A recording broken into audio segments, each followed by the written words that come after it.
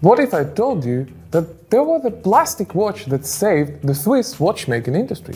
Crazy to believe, right? But that's exactly what happened. Back into 1970s, Swiss watch industry, back then a gold standard for craftsmanship, was about to collapse. The mass-produced quartz cheap battery-powered watches from Japan flooded the market.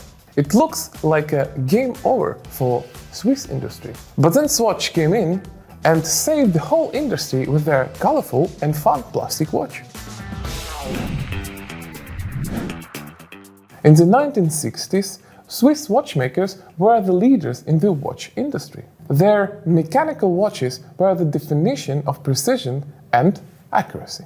When Seiko dropped their first quartz watch called the Astron in 1969, it was game-changing. Suddenly, people can buy a watch that is 100 times more accurate than traditional mechanical one and a fraction of the price. That was the beginning of the Quartz Crisis.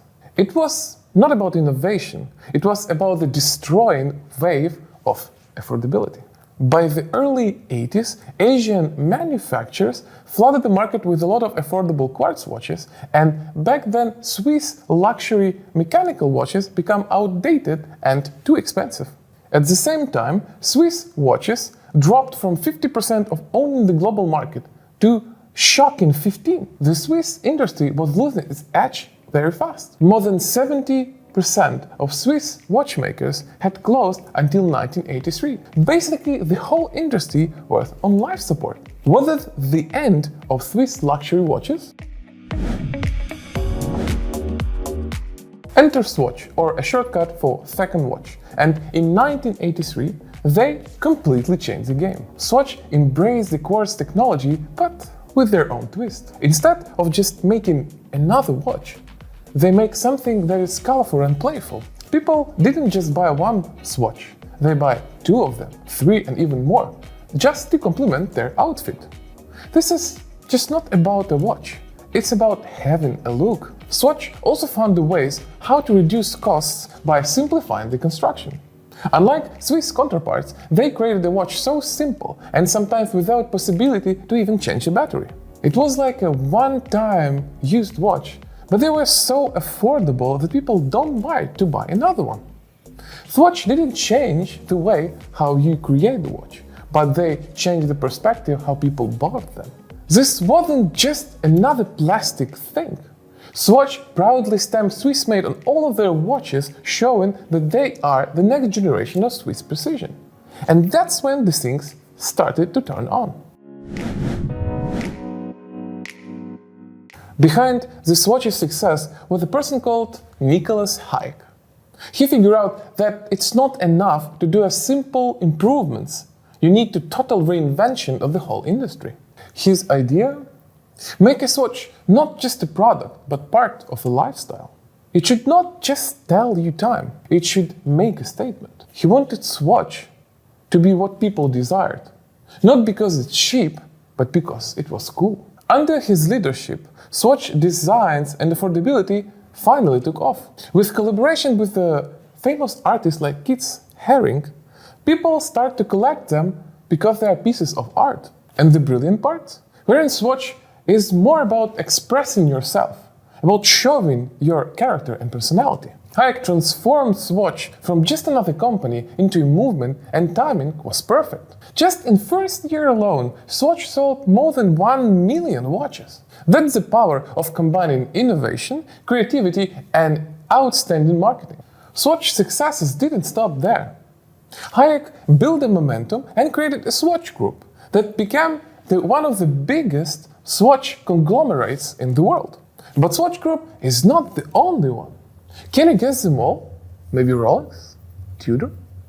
I don't know, but I would love to know what you think about it in the comment section. And, of course, like and subscribe if you have a Swatch watch. The Swatch Group was created in 1983 and combined two big watch companies, Assoak and Sich.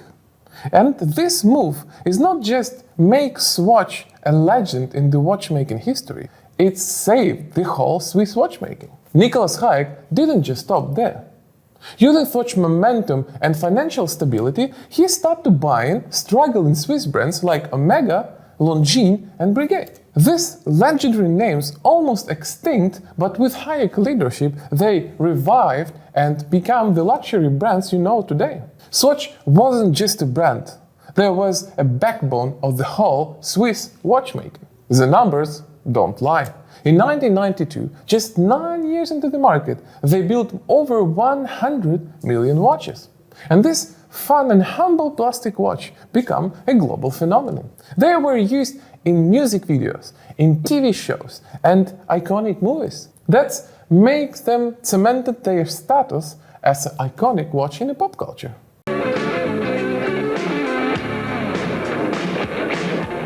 Fast forward to today, Swatch is still making waves. Just remember about their Moon Swatch, the collaboration between the Swatch and Omega that instantly became a collector's item. It has a massive success since its release in 2023. Just imagine, more than 2 million watches were sold and contributed massively to Swatch's success. This growth has boosted Swatch revenue by 63% and became more than $740 million. In terms of overall Swiss watch industry, Rolex is still owning roughly a third part of the market with a revenue of $11 billion. Omega, the Swatch premium counterpart, having roughly around $3 billion in revenue and owning roughly 7.5% of the market. But only Swatch owning their own small niche that they have created with the more fashionable and fun watches.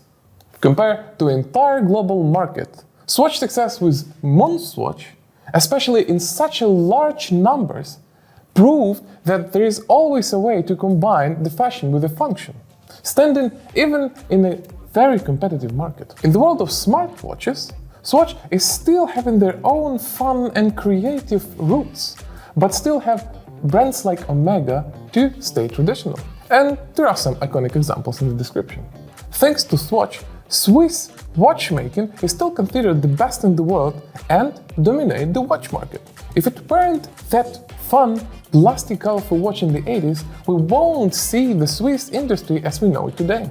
Even in a world full of smartwatches and tech gadgets, Swiss watches are stand still as an ultimate symbol of success and luxury. And we owe that to Swatch. So, how did Swatch survive while others didn't? It was not a luck. It was smart business, great vision, and ability to embrace change. Swatch didn't just sell watches, they sparked a revolution. And that's the reason why Swatch saved Swiss watchmaking.